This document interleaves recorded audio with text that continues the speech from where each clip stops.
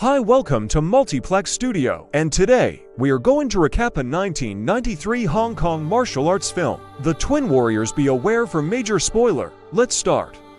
Junbao and Tienbo develop as monks in a Shaolin Temple while learning martial arts and generally getting into mischief. After Tianbao uncontrollably almost kills a fellow student who cheats in a fight against him, they are both ejected from the temple. They are given their final instructions regarding the possible directions of their various personalities after being helped in their escape by their sympathetic teacher, with a warning delivered to Tianbao specifically. Then, in order to navigate life, Junbao and Tienbo venture outside. A local business owner is being forced to give money by a gang of thugs. Miss Lee, a girl, returns the money that she has stolen. Little Melon fights back during the initial struggle, but quickly finds herself overwhelmed and in difficulty as the henchmen detect the money has vanished and begin to pursue her. Before army reinforcements arrive to break up the fight and force the trio to depart in order to avoid detention, Junbao helps her and defeats the gang. The unit governor Liu Jin is currently walking through the town, roughhousing the citizens. Tianbao is aware that he desires to be as wealthy and influential as the governor, but Miss Lee cautions him that the governor has the heart of a viper. The two sworn brothers are then led by Miss Lee to a tavern for dinner. They discover a young woman named Shaolin inside the bar, who is looking for her missing spouse. While making a living playing the sanction that her husband gave her as a wedding present, she discovers him inside the bar.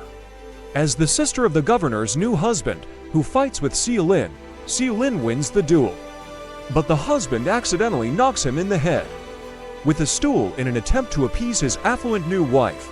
In order to save Shaolin, Junbao defeats the governor's sister's bodyguards before running away. The governor's second-in-command sees Junbao and Tienbo the following day as they earn money using their incredible kung fu talents, and is amazed by both Tienbo's prowess and his willingness to submit to authority. He offers high, which Tienbo accepts without hesitation. The two brothers part ways because Junbao is less willing to do so and rejects to accompany Tienbo. Later, some soldiers arrive at the bar to collect taxes, which have escalated as a result of the governor's avarice. But Junbao and the rebels, who have taken large sums of money from the governor to donate to the poor, engage in combat and kill the soldiers one at a time.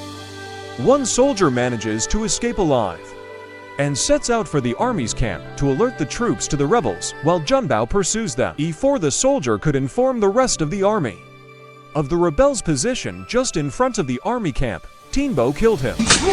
Junbao is cautioned by Tianbao to avoid the rebels since they will bring him into trouble, but now that he knows where the rebels are hidden, Tianbao seizes the chance to advance by informing Junbao and the rebels that the army is on patrol, and when it would be most advantageous to attack them, he sets a trap for them. All of the local rebels are gathered by Junbao and Shaolin, who then travel to the army camp and fall into Tianbao's trap.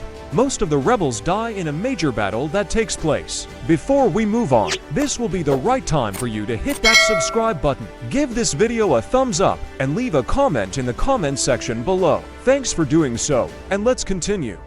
Miss Lee and Shaolin are captured by Tianbao. Junbao and a few rebels are ultimately the only survivors who manage to flee.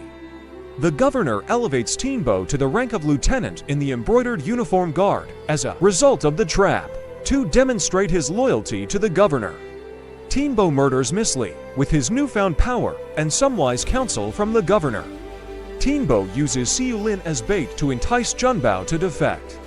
After a fierce struggle, Junbao succeeds in rescuing Shaolin after approaching Tianbao to refuse his offer. Junbao, however, loses control of his mind and goes insane as a result of the wounds he sustains and the realization that his best friend betrayed him. He experiences a surprising epiphany that helps him regain his mental health while recovering in the rural safe house with Shaolin. He then starts using natural phenomena as inspiration to develop a new style of martial arts that uses soft movements to offset power, speed, and strength. The governor is on his way to Beijing to meet the Empress. When Junbao and Shaolin intercept the convoy, kill his sister and her guards, take the governor hostage, and then go to the army camp to face Tianbao. Tianbao declines and begins to battle Junbao because of his conceit that the latter is still the weaker combatant. To Tianbao's surprise, however, Junbao is suddenly fighting in a previously unknown manner that he refers to as Tai Chi, and is easily able to repel Tianbao's superior strength. Tianbao kills the governor in a fit of rage to take full command of the troops around them. They are persuaded by Shaolin to stop listening to Tianbao because he has just betrayed their commander. Observing this, and the troops retreat and leave Tianbao's fate in Junbao's hands due to the harsh way Tianbao uses his troops as fighting material. Tianbao is defeated and eventually murdered after he stumbles onto a bundle of spears, after an impressive series of parries and strikes by Junbao. Following the battle, Junbao splits from Shaolin and brings Tianbao's ashes back to the Shaolin Temple before starting his own school in the Wudang Mountains.